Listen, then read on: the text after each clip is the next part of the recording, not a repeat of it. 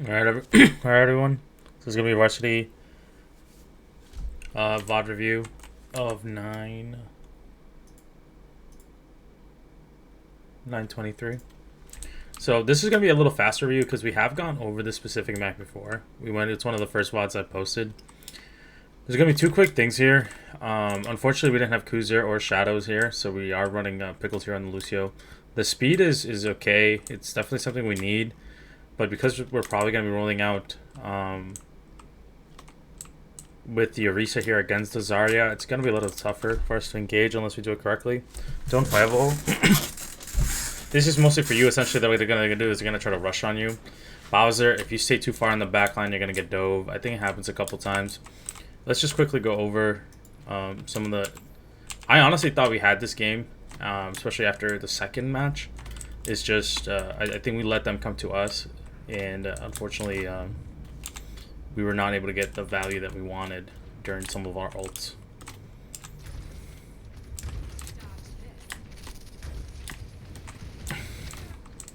Okay. So, don't worry. I don't know if you remember the different playstyles when you're playing with an Orisa versus when you're playing with a Zarya. When you're playing with an Orisa, I don't need you to be right next to the Orisa. You essentially want to be on an off angle, right? So if they push on the Orisa, you have the off angle, right? And if the Orisa, if they push on you, then the Orisa can come here and peel for you. If you're funneled in like this, you make it too easy for them to just kind of spray you guys down. Especially with these bubbles, like ideally, Piercing can handle his own against the front line, but he needs off angle support and pressure. Nene, you know this too. We went over this video before. We need this off angles, right? Like, why are we funneled in here? The second we recognize that they have speed, the last thing we want to do is be in a group or an area where they can easily just rush on us, right? Space is our best friend, right? We want to make sure that they can't get to us as easily as they want to, even with the Lucio. Especially because we have Pickles on our end too. We have a Lucio. All we got to do is out-rotate them. You see that first bubble? You guys got to call it out and move. See a second bubble? You guys got to call it out and move. That's all this really comes down to, right? Nene, we went over this. Like, we need you on an off angle as well. Again, unfortunately, Kuzer and Shadows were not here. So it really was a difficult situation for us, but I think this just goes to show like how well we did, even though it wasn't the fight plan that we wanted for this map, just because of the personnel that we had available. But even here, Don Huevo, you know, and I say this, like, you look at these sidelines. I mean, the second they try to push onto you, Piercing can easily rotate with Pickles, right? But that means now they can't allocate all their resources to the front line, which will give Nene and will give Bowser a little bit more breathing room.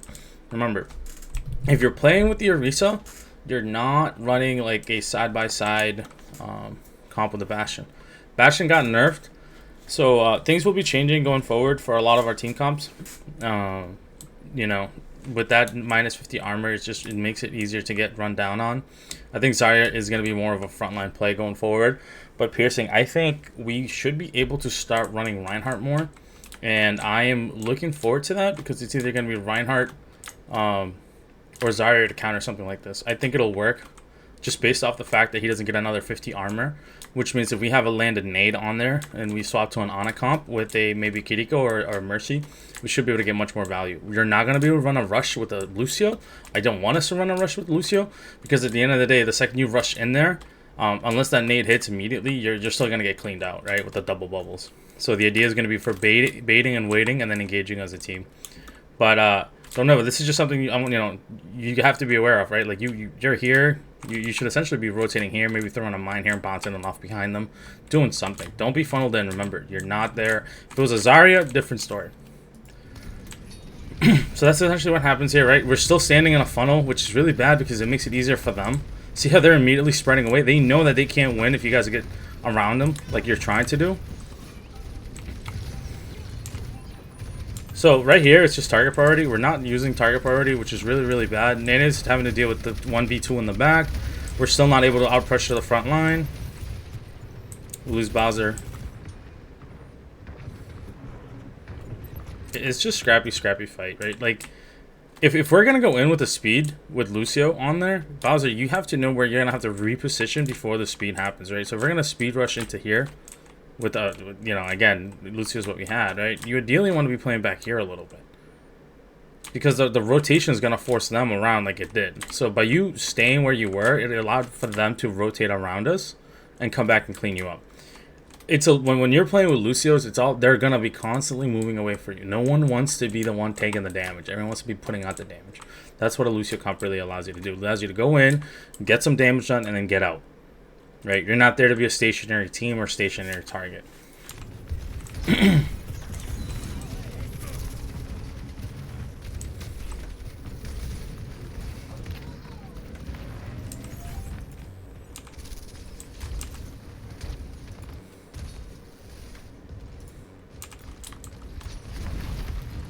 So again, right? Don Huevo, again, we can't just stand funneled in. Someone please take an off angle. Someone please take an off angle. I know we don't have the mercy pocket, but we're just so funneled in. Why? I don't understand. I really don't understand. Piercing is never going to be able to hold out for that much time. He needs someone to put pressure on the side. Something, right? So that way he's not taking the brunt damage here. We only have a Lucio and a Bab here. It's the sustain's only going to be there for so long. I'm going to essentially just go through these because we make the same mistake a couple times. So we lose that team fight. So, believe it or not, by you just ulting that, I don't know if you get cleaned out here or not. You might. But you just ulting that, like the pressure that is off piercing. Look at his health bar right now. Right? Instead of it being at 10 HP like it was the first engagement, he's able to sustain. Obviously, his shield's cracked. It is what it is. But that's what I'm saying. Like, the off angle is meant for that reason. If we're all funneled together, it makes it really easy for them to put pressure on piercing. Everyone's going to be shooting the shield at once. Yeah, there's nothing you can get against us. That was just good windows, good grabs.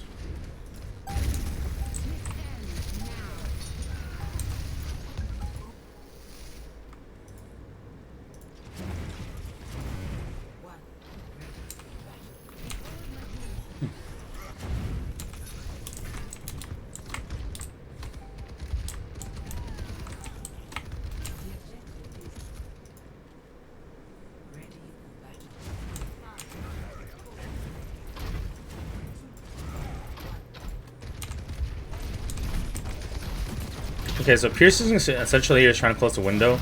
Like, I know. So, this. Listen. You see blood in the water. I understand. Trust me. They're low. You think you're going to be able to finish them off. But look at the peel that's coming their way. Just look at the peel.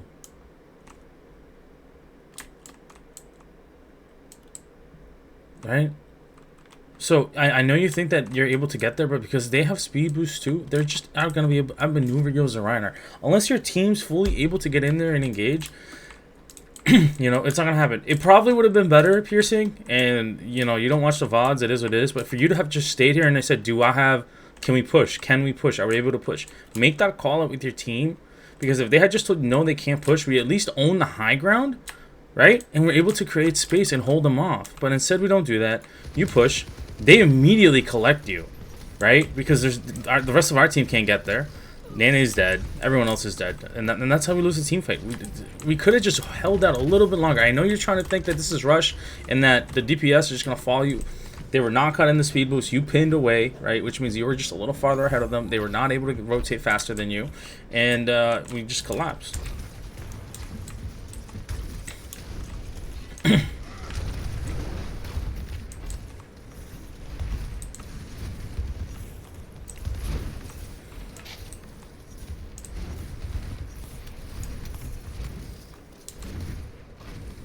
So this is a very nice aggressive play. I like the TP bomb.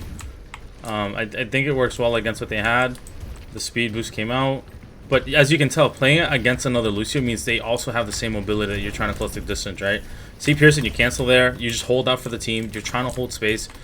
Again, you have DPS, you have a Sim, and you have a Mei here, right? There's only so much that they're going to be able to cover ground with, even if they're pushing in with you. So that was just a better rotation as a team.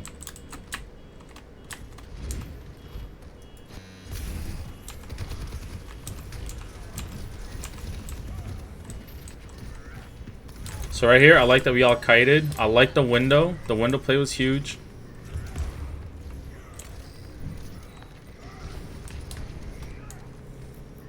This right here can't happen, right? We gave them the free point. I know we ended up winning this specific map, right? But You know, Bowser, you can drop down for a second to contest and then come back up. Pickles, you know, you can do the same. One of you has to be able to touch point.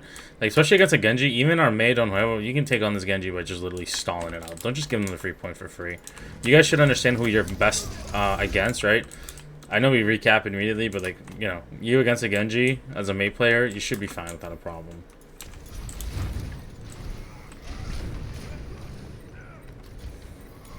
What sucks here is, like, here, like, if we had contested earlier, we would have just been able to cap that or stall them or stack them. Would have made for a faster point win for us on this.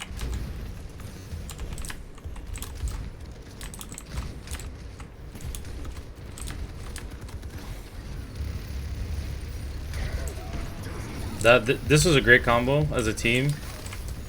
I heard you guys in comms call it out, so this is perfect.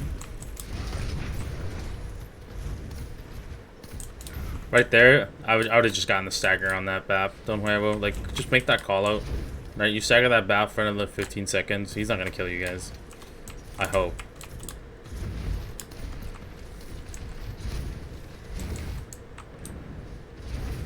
In this situation, right, the reason why I asked for ult checks is for you guys to keep track of everything. It's just like a reminder. We know we have no ults into this. All we need to do is buy to 99. If we win the team fight without using any ults, that's cool, but we all know that they have ults incoming.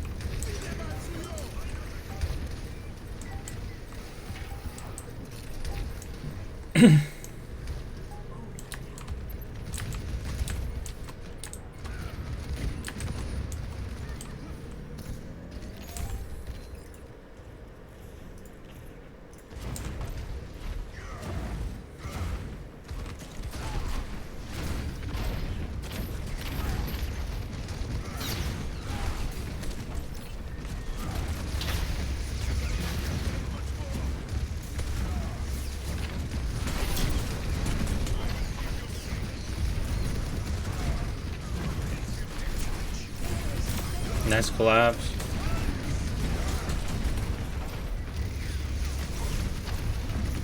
Good kiting.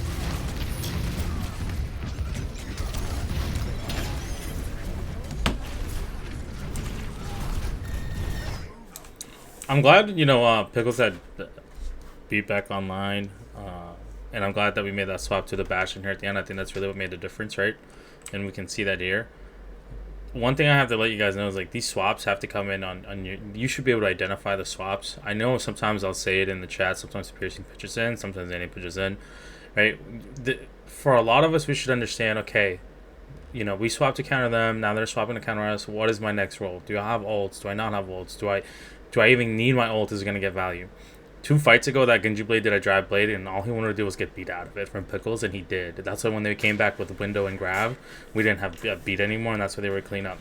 Because we had the time bank on our side, that made it easier for us to end up winning the engagement. Had that been a different scenario where it was a 99-99 situation and they baited ult out of us like that, or an 80 to 90, and then they come in with the last team fight with window grab and we no longer have beat, now we're in trouble, right? So it's important to understand what the team's trying to do, and we made the right adjustments. I think on the third point, I think we just overextended. We're not patient enough to let the rest of our team come to us and engage. And I mean, it's gotten better. You guys can tell it's gotten a little bit better, but until we work on figuring out the speed of how we all want to play as a unit, it's going to continue to happen.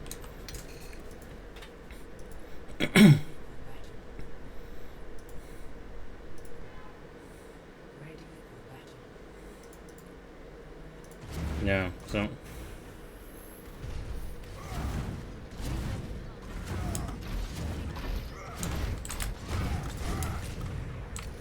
right here is where we have to be really risky, and this is what I mean by this. So, like, we're charging in there without even scouting what they have. I don't understand this, right? I understand that we're trying to hold space, but if they have a Bastion, there's only so much longer you can sustain. You know this as a tank. Nana needs to be close range to really get the ramp up, right? But there's no reason that we can just kite this, right? The reason, I don't know why we're so far here, right? The second you know that there's a Bastion there, you guys should immediately be retreating. I lost track, but you guys should immediately be retreating for cover, because if for some reason they get a lucky shot or are piercing shield breaks, you guys are toast. You guys are in a straight line looking at the enemy, right? So I know we're trying to catch up. Like I said, Bowser, you can play a different angle. Like, you jump up here, right, to heal, if anything. Right? You can even take a weirder angle. I just don't... I can't have you getting exposed. Right? Like, if you die in this specific comp where it's Lucio on BAP, there is no way the team's going to be able to sustain. So, as you can see, they know that Piercing's out of position here, and you really are. You went into 2 aggro, right? The only way that we can come back from this is to either rotate back around or something rotate into this room, or we go rotate to point and hope for cover. Right? Because now there's no way that Don Huevo is going to be able to get to the rest of the team unless he takes immediate pressure from their team, right? Bowser's dead, so... Again, you have to be cognizant, support DPS, of what you're running. I understand trying to be there for Piercing. You gotta tell him to slow down. You can't be this full send mentality against organized teams. This might work in ladder grind. It does not work in organized scrims.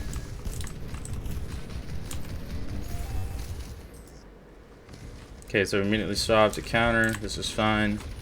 Right here, all we have to do is get Nene close to their enemy team to build charge, keeping Piercing and Nene essentially healed up. Once Nene's full charge, that's really when you want to engage.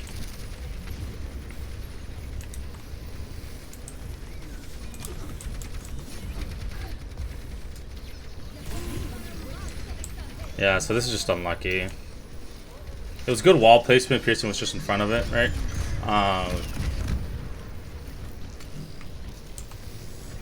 Let me see something. Yeah. Yeah, we were so close to B2.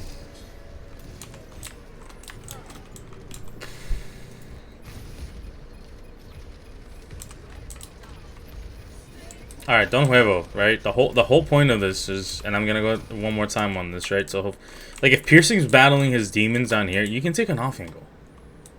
Take an off angle. You know, like, you don't have to be right next to Piercing. If it's a Zarya, you do. If it's an Orisa, you don't. Right? Look what their Bastion is doing. They're not right next to the Orisa. So essentially right here, Piercing is essentially taking damage from 2-3 different angles. All they're doing is outflanking Orisa. That's how you get through an Orisa. You gotta outflanking, go for the off angles on the rest of the team, and then collapse.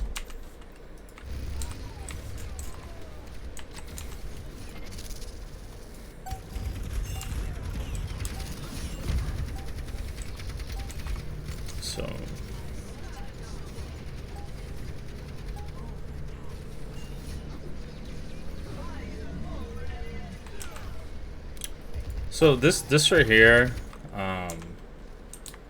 we shouldn't have lost this fight because we did have ult advantage in coming into this, but I think we rushed it all over again. If Piercing, if he's using ult to clear, just wait for the clearing to happen before you just push in there, because on this platform, again, your line of cover is not here. Your line of cover is here. This is your line of cover. The second you pass there and you're using all your cooldowns to back up, your team's got nowhere to go.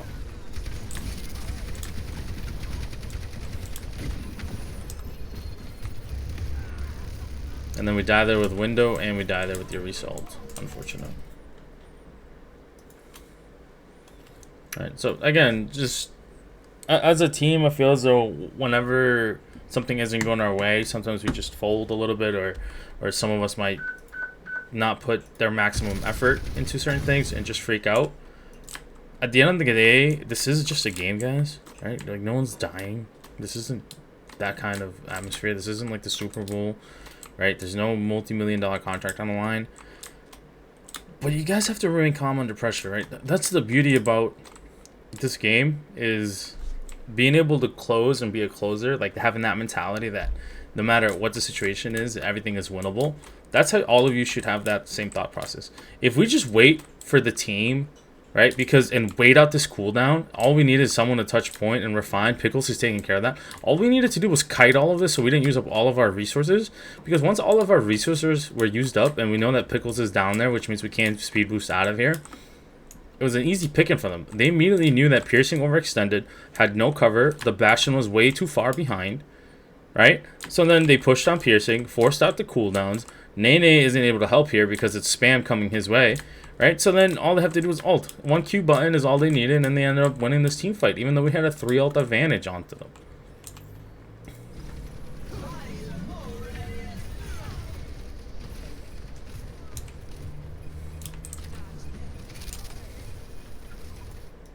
And that ends it. Alright, so this is a quicker VOD review, right? Mainly because I'm trying to get another one done as well. A lot of this stuff we've already gone over as a team. I went a little bit more with it on Don Huevo. Piercing, again, you gotta slow down. Nene, you know, you gotta tell people where you are too. Like, you know, especially against this, if you're gonna run a sim, that's cool. I'm okay with it. I know we don't have Kuzer or Shadows, so it's not the ideal scenario. I feel as though if we just had one of our Mercy players in this, we rolled this team, to be 100% honest with you. But I hear that Kuzer is getting better internet or something. So hopefully that doesn't happen again, and hopefully Shadows doesn't oversleep. I don't know how we're oversleeping at 2 o'clock Eastern time at 1 p.m. I mean, I party just as hard as probably you guys did, if not harder. That's something to be proud of, by the way. Don't beat me. And I was still up, you know, on time to do what I needed to get done. All right, so just think about that going forward. We're fine. Again, it wasn't the team comp we wanted, and we can't get frustrated over that, right? We lose some, we win some. It is what it is, right? It's no different if one of your star players gets hurt. Someone needs to step up, and we try to make it work. If it doesn't work, it is what it is. You play with the hands that you're dealt, and that's how you deal with it. All right?